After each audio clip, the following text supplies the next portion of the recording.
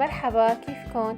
اليوم حبيت شارككن طريقة تحضير كيكة عيد ميلاد بنتي. عملتها من الصفر وكانت أول تجربة إلي بتزيين الكيك بالكريمة. بدأت بتحضير الكيكة. ضفت بياض 4 بيضات مع رشة ملح وضربتهم بالخفاء الكهربائية على أعلى سرعة حتى حصلت على قوام خفيف. ضفت له نص كاس سكر بالتدريج وبستمر بالخفق حتى أحصل على قوام كريمي متماسك.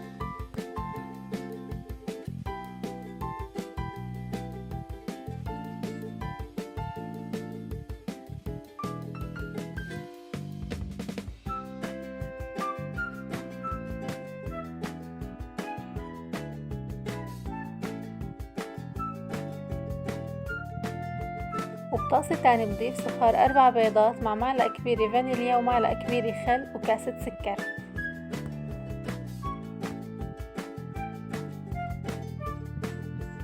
بخفقهم حتى يصير لونهم فاتح، وبعدها بضيفلهم كاس حليب و3/4 كاس زيت نباتي. بعملهم خفقة سريعة وبعدها بنزل المكونات الجافة.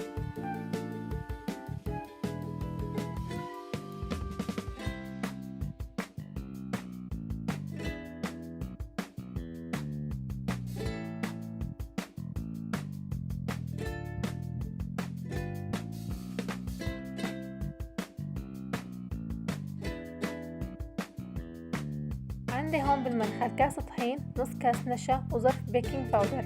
بدخلهم فوق الخليط وبخفق حتى يختفوا تماما.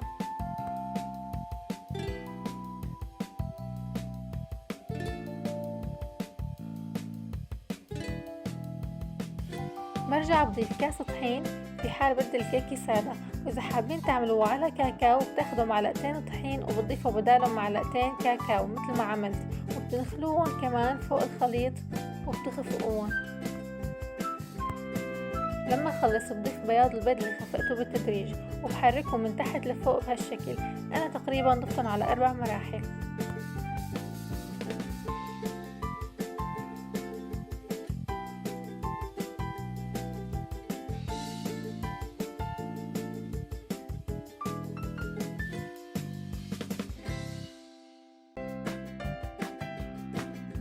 كيك دهنته زيت ورشيت له طحين، بسكب الخليط وبوسط عود بعمل هي الحركة فيه حتى اتخلص من فراغات الهواء اللي بالخليط.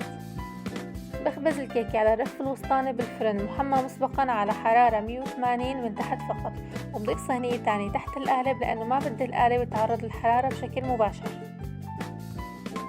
هاي الكيكة بعد ما خليتها لتاني يوم رح اقسمها بالنص. بالأول بعمل حرف بواسطة السكين على نفس المستوى،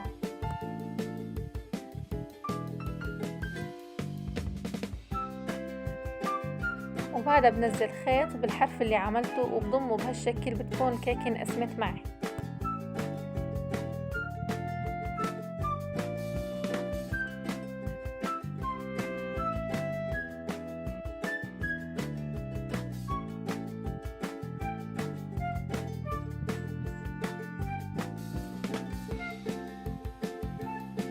شوفوا ما شاء الله الكيكة هشة ومتماسكة بنفس الوقت.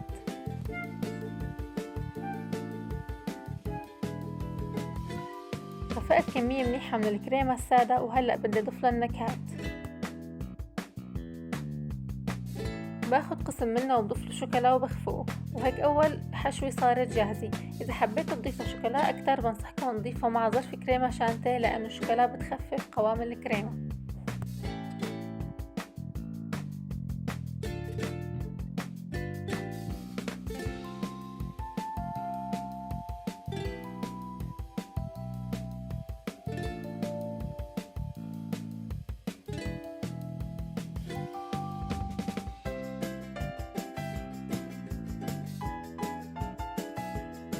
تاني حشوي بالكراميل. ضفت معلقتين كراميل أنا محضرته من قبل بيوم وبخفقه، وهي الحشوات صارت جاهزة معي.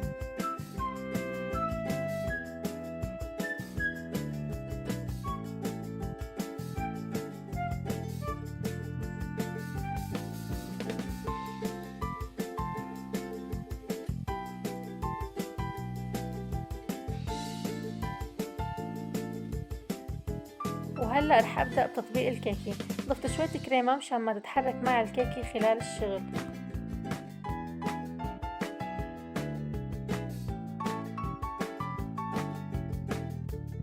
بدأت بحشوة الشوكولا وحبيت أضيف معاه موز.